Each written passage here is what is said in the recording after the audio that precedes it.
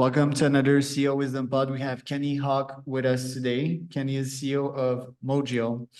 Huge experience, very interesting experiences, had a couple of exits, have been in the semiconductor realm, has been in the self-driving realm nowadays, traveled the world, lives in California, beautiful California. Yeah, absolutely. Vancouver, right?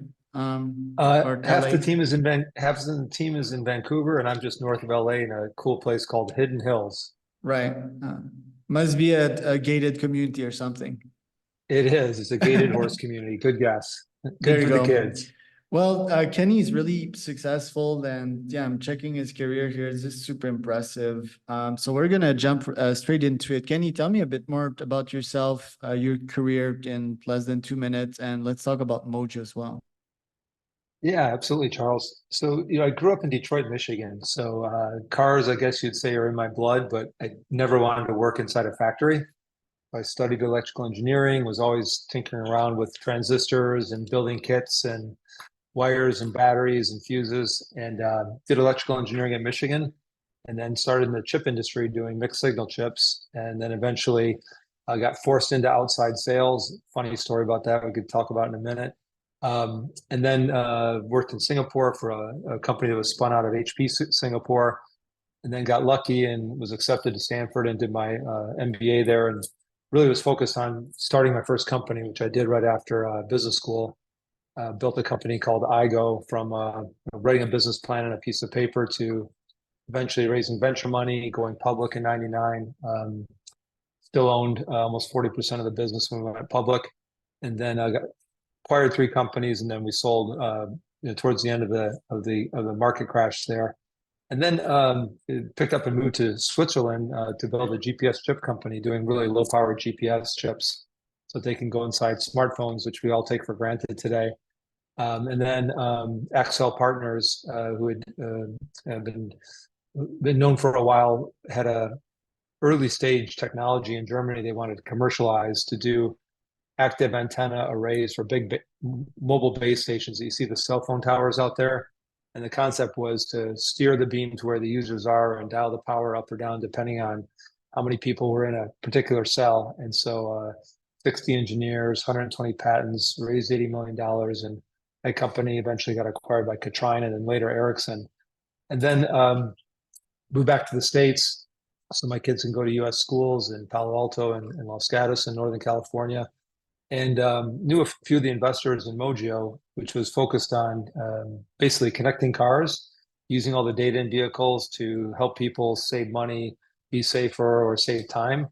And the company was struggling, and they wanted somebody to come in and see if they could pivot it and make something out of it. It's supposed to be a 2-year turnaround, and 8 years later, we're almost there. So that's a quick summary, Charles, and plenty of twists and turns in between, and obviously made a lot of mistakes along the way that I'd be happy to help other entrepreneurs avoid. So it seems that you started your career straight up as a founder, as a CEO. Were you built that way? Didn't it ever occur to you to go get a normal 9 to 5 job? It's funny. My grandfather was an entrepreneur. I'd say a failed entrepreneur. He tried a couple different things, invented one of the first seat belts for cars. In the car industry wouldn't adopt it. Did a few other inventions and eventually lost his company. Kind of a broken entrepreneur. So it was in our blood. My mom was an entrepreneur, and I was always, I sold skateboards when I was 12. It was always trying to find some way to make money to kind of climb our way out of Detroit. But yeah, it was in my blood. My first job out of college, though, was I had no cash and no resources. I did take a job as a design engineer in the chip industry, and did that until I was able to go back to business school and start my first company. But yeah, it's been in my blood since I was a little boy. Then your And first, I can't imagine doing anything else today. yeah, sorry, the connection cut here, but your first startup, how hard was it? What challenges did you face, and what lessons did you learn out of it? That's a great question. So my first startup was focused on power products, so rechargeable batteries, charging devices for mobile phones and laptop computers. And my angel investor, who was also an angel investor in Kinko's Copies, which eventually got bought by FedEx, he really liked the sector, he liked the space. He agreed to fund me. He did 100% of my initial angel funding, and I had actually never met him in person, but we would communicate every week by fax. And about halfway through the startup capital, just everything was going wrong. It was just so difficult. I was ready to give up.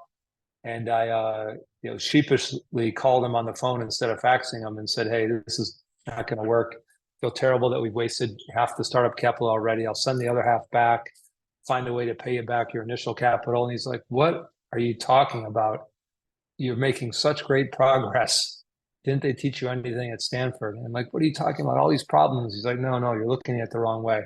Every problem means you're getting one step closer to a solution. If it's this hard, then it's going to be harder for somebody else to do it. So if you figure it out, it's going to be valuable." And so he said, "Stop focusing on the problems and just send me a fax at the end of every week on Friday, one good thing that one problem that you knocked down or one thing you accomplished." And I did that for about 10 weeks. And then I finally realized we've got something here, and started to grow and things started to click. And then he started to bump into new opportunities. We bumped into our first OEM opportunity with NEC soon after that. And, he was right. Every startup has challenges.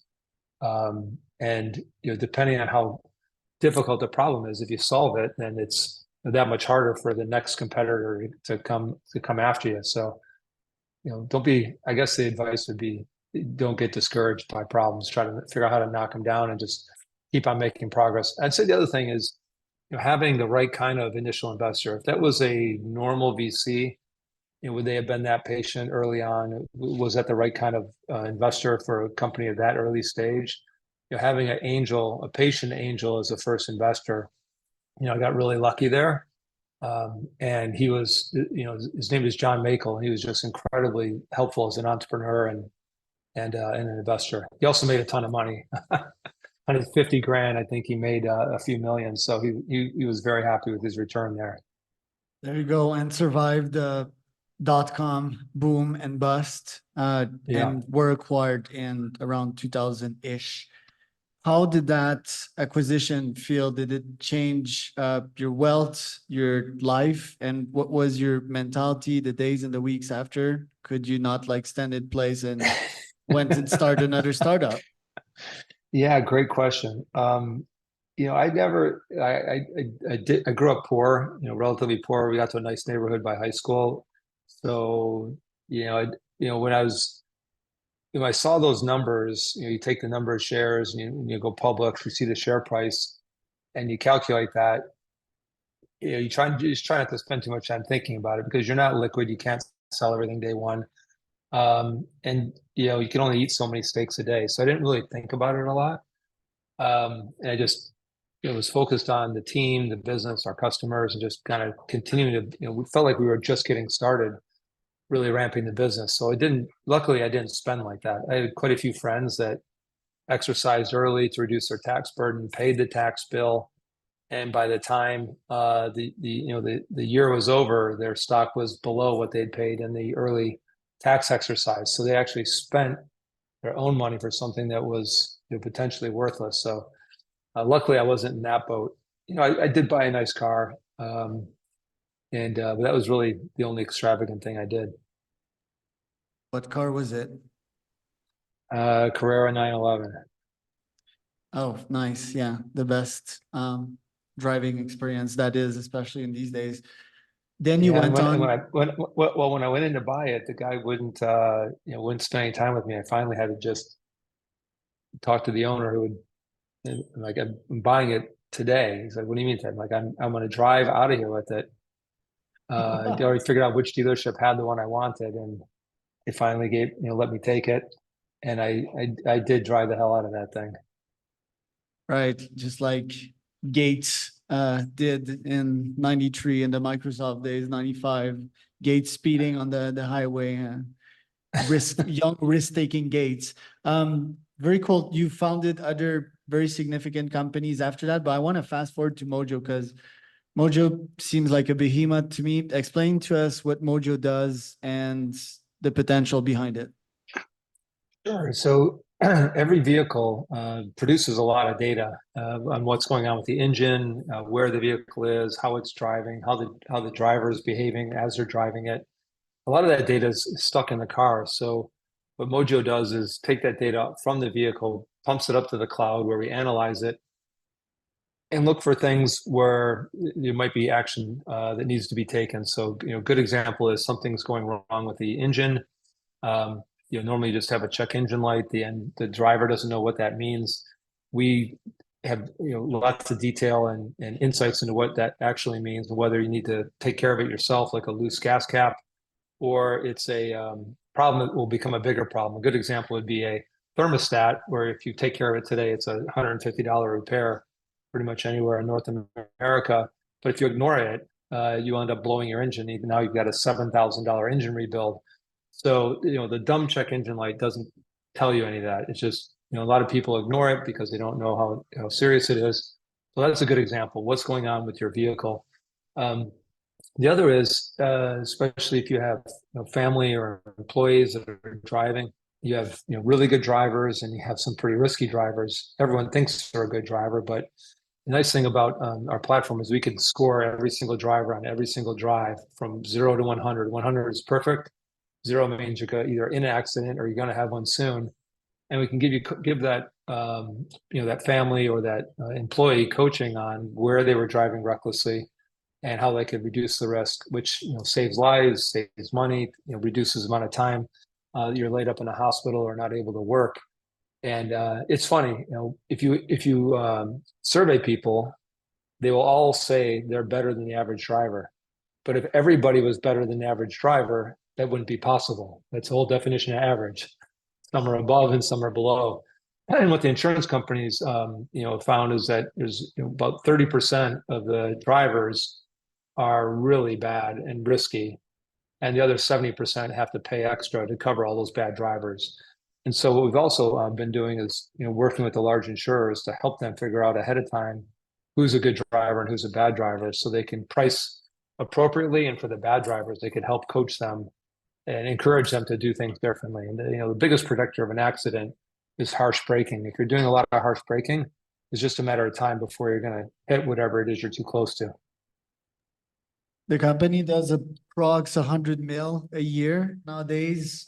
What percentage of that is in insurance? What percentage is helping companies get the car data itself and not the driving data, but the car data itself? How do you segment that? Yeah, we're not publicly stating our revenue, but one of our customers is generated over $250 million in profit using our platform to connect up over 1 million vehicles.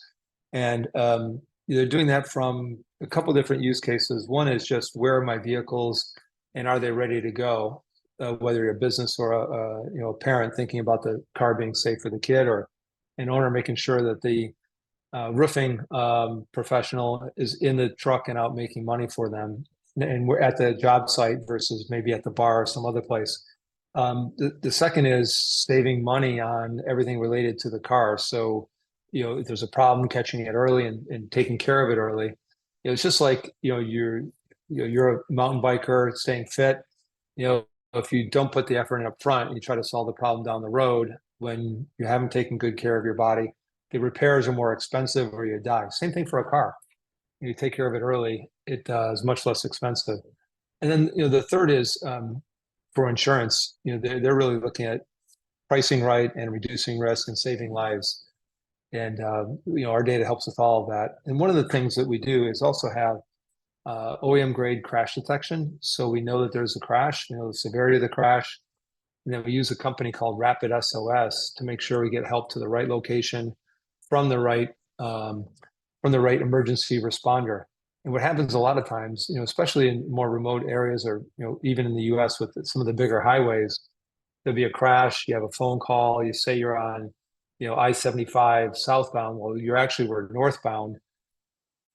They send the repair or the ambulance from the location that's in the north, and they should have sent one from the south. So they got the wrong help going to the wrong location, and that's life and death kind of stuff, especially for the serious crashes. So, getting that exactly, where the car was headed, where is it exactly, which car is it, how severe was the accident, and then getting the right help to them is helping save lives every week. So it's cool when you can do something not only makes money, saves money, but also affects actual people's lives. And say you want to have an automaker work with you, what would be the nature of the deal? Because it seems like it's a SaaS, but yeah, there's also like some consulting work at play. So give us a bit of a better view on the nature of the deal itself. Yeah, great question. And when we started, we were very much just focused on the consumer. To get real scale, we went through T-Mobile to be their provider for a connected car, and that helped us really scale. And to get to the OEM, we thought we need a big brother. As a young startup, how do you possibly do business with an OEM? And they're notoriously difficult to do business with, big, slow, lots of processes, and you hate that as an entrepreneur. But I'd also say I appreciate it because the OEM is making a life and death machine.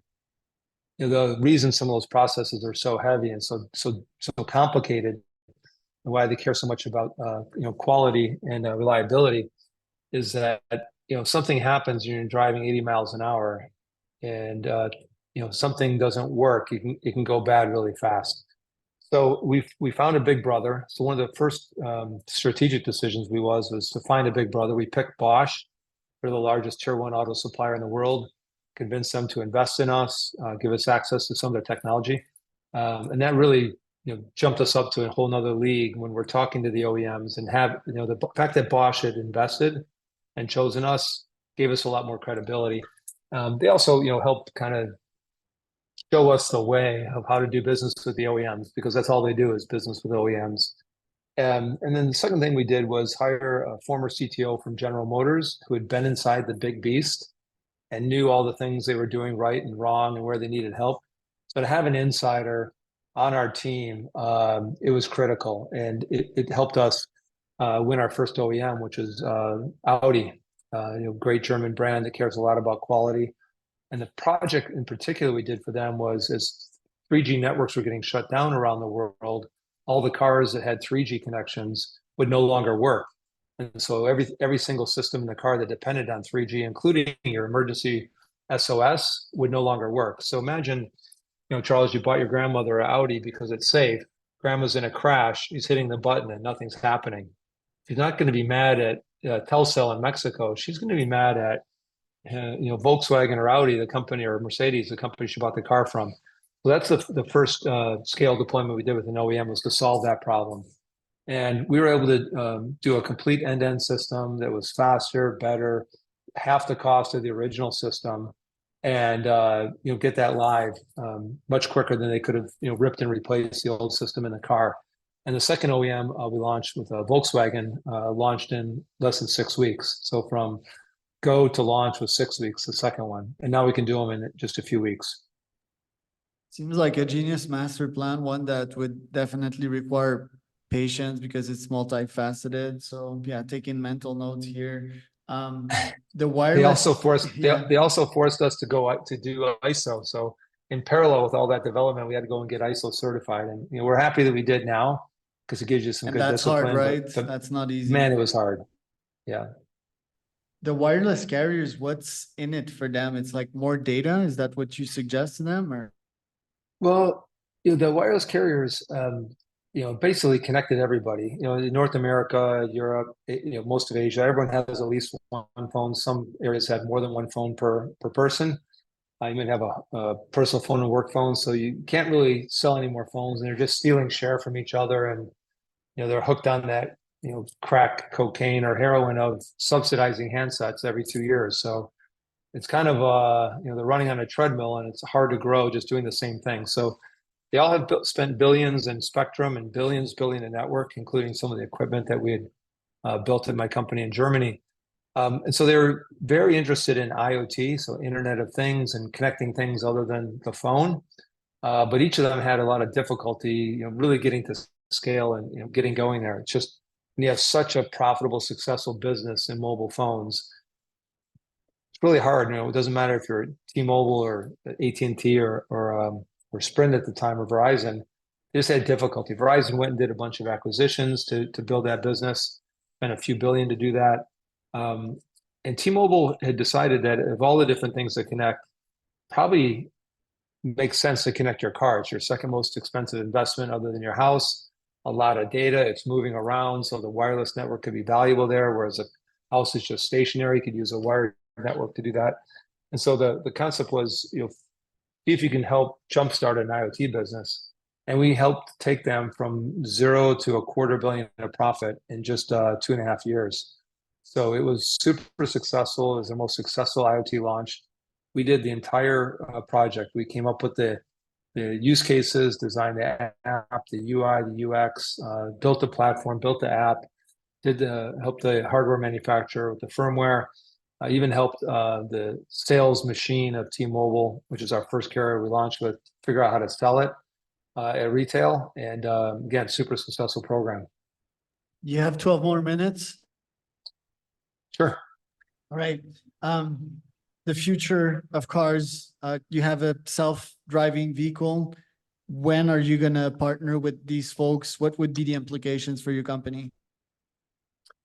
Yeah, great question. As the car companies are spending all of this money on autonomous, connected, and electric, doing just one of those initiatives would suck a ton of R&D money. Many of them are trying to do all three in parallel. And over the past couple of years, you've seen it. There was overhype on autonomous. Everyone thought it'd be here by now. It's not quite here. It's getting closer, but not quite here. I mentioned our family. We have a Model X that my wife and I use. It's full self-driving is not quite here, but it's getting pretty good. And my guess is it's still another 4 or 5 years before I'd feel comfortable completely taking the hands off with the whole family in the car. With just me, maybe I do it a bit more often, but the whole family, I think we're still not there yet. So to do that, you need great maps, you need real-time data, you've got to have all the sensor information, you need billions of miles of real driving, so you see what real people did in specific situations. One of the major challenges, besides the sensors, and there's the whole debate on LiDAR versus radar versus cameras, what is going to be the right mix of sensors at the right cost to get enough information in real time to make smart decisions. The second is, how can you get your model good enough to handle all those crazy situations? You see a lot of it in the news. A fire truck is parked sideways in the road, and the self-driving car doesn't recognize it because it's something they've never seen before, and a human can tell it right away, but the intelligent systems are still a ways away from doing that. So where we could play and will play in that is we've got terabytes of data, real world data from all kinds of cars, all different years, makes, and models in 3 different geographies around the world. All that real world data, what happened in the real world under conditions. We've launched our video telematics platform, so we can process video now as well. So what's the driver doing? What's going on outside the car? What's going on inside the car? That will also help, as you figure out when to have the human interject there. So it's an exciting time. I think between connected, electric, and autonomous, connected has made the most progress so far. Electric is second, just based on all the government incentives and all the push on climate change and having a more planet-friendly fuel system. And the autonomous will come after that, unless it's things like airports and robotaxis where you can remove some of those extraneous variables and be on a simpler route. But it creates great opportunity. And the reason it creates opportunity for growth companies like ours is every OEM cannot repeat all the investment across all 3 of those things. They have to decide where they're going to make the investment themselves, where they're going to borrow or partner, and where will they buy companies to help them solve those problems. think there's so much more to dream about what we could do with that data, right? Say you sell to a hedge fund, or what color is popular right now, what are people wearing in the streets? I mean, there would be some privacy issues, but what are the trends? Then if you're talking about governments, the health of the roads, fighting crime, if the camera spots like shady activity or shady behaviors, or alert someone alert the police force about something wrong happening. Are you like more of a data company, and do you plan on crunching that data, make good things out of it with AI, and just I don't know, fueling 80% of the company revenue with that data? Yeah, great question. So, there is a ton of data. The data is pretty messy, so it takes some time to really clean it up. We're focusing on a couple different areas. One that we've publicly announced that we now have a patent on is using AI to just take a simple picture of a tire with your smartphone, and in just a couple seconds, we could tell you whether you need to replace the tire or not. And I'm a car enthusiast, so I can tell when you need to replace a tire, but more than half the general public have no idea if their tires need to be replaced or not. And all it takes is just a simple picture. That's a super hard problem to solve. We had to take pictures of 65,000 individual different tires of all different shapes, sizes, different wear conditions, dark lighting, little lighting, wet tires, dry tires, and have humans working on building the model, and then AI continuing to tune the model to get to be accurate enough. And kind of like Alexa, when voice dictation was not quite there, it was just a brutal, painful experience. Even if there's like 85%, that 15% error rate was so high, people wouldn't use it. It wasn't until it got into the mid 90s that it was good enough to be useful. Kind of the same thing. We had to get into the mid to upper 90% accuracy rate in order for it to be useful. So that's one area that AI has been just awesome for. It's great at things like that. We're also one of the things that a partner had asked us to figure out is, when is somebody shopping for a new car? And so we know what you drive, where you drive, how you drive. We could predict where you're going to be on Sunday barbecue with your family, what bar you typically go to, where you go grocery shopping. But you're driving, what kind of car are you driving these days, Charles? Zero, none. I'm a digital nomad, but I'm planning to buy a Lincoln Aviator. Perfect. So pretend you're in your Lincoln Aviator, and you've had it for 3 years, and you've got 23,000 miles because you travel so much, you haven't put many miles on it. And the Mercedes dealer now knows that you've been at the Audi dealer, the Porsche dealer, and you haven't been to Mercedes yet, and you've gone to Lincoln twice. You're probably shopping for a car. You're not visiting friends. Or a Ranger Raptor. I visited that place. They don't have Lincolns in Oaxaca, but they do have Ranger Raptors here. So imagine how valuable that data is. So instead of just doing ads in the newspaper or blasting general spam, we now know how you drive that car. We know that you go to the mountains. We know that you don't put many miles on it. We know that your car is actually in high demand, so we could buy that car from you and still make money by reselling it. And we know you're probably going to make a purchase decision soon. How valuable is that lead and that data about you? Yeah, that's huge. And plus the Netflix that I watched, or your Model X, for example, was in, I think it's called Vengeance, the Netflix movie. It's really good. And the villain came around the wings of the Tesla X. I was like, that's a badass car right there. And also, obviously, the cars that are on the road, right? I get inspired by that. If I see a cool model, I'm going to look at it, and it's like, oh, that Range Rover Defender is really badass. For sure. The other area that we're applying AI to is not just using real-time fuel prices, but where you drive, which direction you're headed, and the current fuel level in your tank. So instead of just giving you a sorted list of the cheapest stations, that's not as helpful as the prices when you should fill up and where's the most convenient place to fill up based on where you're driving. And that's a hard problem to solve because the prices are changing dynamically, the fuel levels changing dynamically, and that's where, again, real-time data plus AI helps you save money and save time. Right, because in Mexico, for example, the Ranger Raptor is 100K CADs, and in Canada it's 70K. So I just wish there would be a better car selling and buying platform out there with using AI. Where should buy this car? But yeah, that's for another Yeah. one. I want to ask you personal questions as a CEO, a founder. What drives you nowadays after all of these exits? What gets you out of bed? Charles, that's a great question. So I'm a proud father of 6 kids. So I will be working forever. I love that. I What? think I want to have 4 or 5 or something. So I respect that. Yeah, I think we're done at 6, but my kids range from 6 months to 26. So I've got a wide range, and love being a dad. I've got a great wife that's very patient and supports my entrepreneurship. She's an entrepreneur as well, so she gets it. I In For me, wellness, I saw it's her. figuring She's out. Yeah, it's Ashley Hawk. She's in health and wellness, has her master's in nutritional science, and she's just writing her first book. She's had a show on the Food Network, so that also helps keep me healthy. Talk about keeping cars healthy. My wife helps keep me healthy. I still play a lot of sports, but what drives me is being able to pick a problem to work on, choose the team that you work with it on, and it's funny, Charles. I had the pleasure of having Andy Grove as my technology strategy professor, the CEO of Intel, legend. and legend. And he said, all of you can go, now that you're going to graduate this great place of Stanford, you can go do whatever you want pretty much.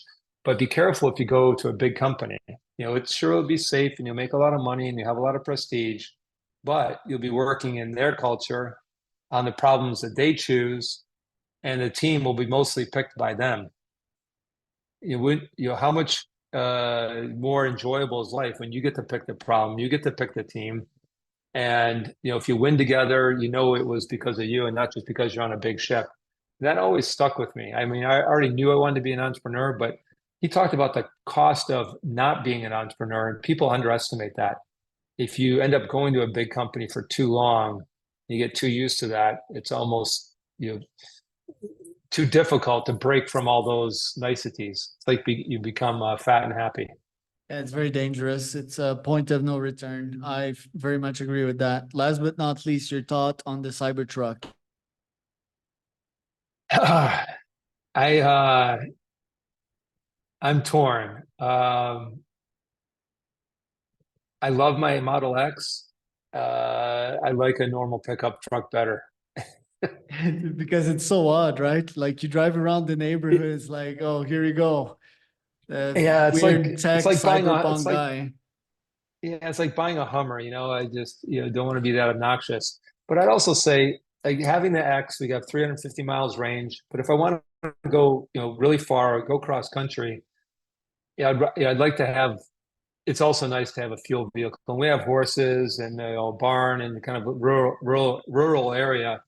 So it's nice to have an electric car for every day, and then have the truck if you want to go up to the mountains or longer, or not have to worry about range anxiety or wasting time recharging. So Oh man, I for me, love it doesn't make sense horses. to have a.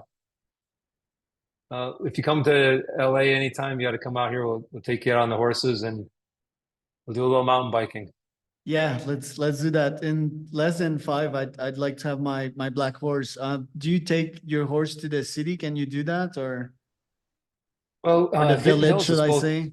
Yeah, well, so Hidden Hills is a city and an HOA. It's one of the two in the U.S. that is that. So we're our own city and a community association.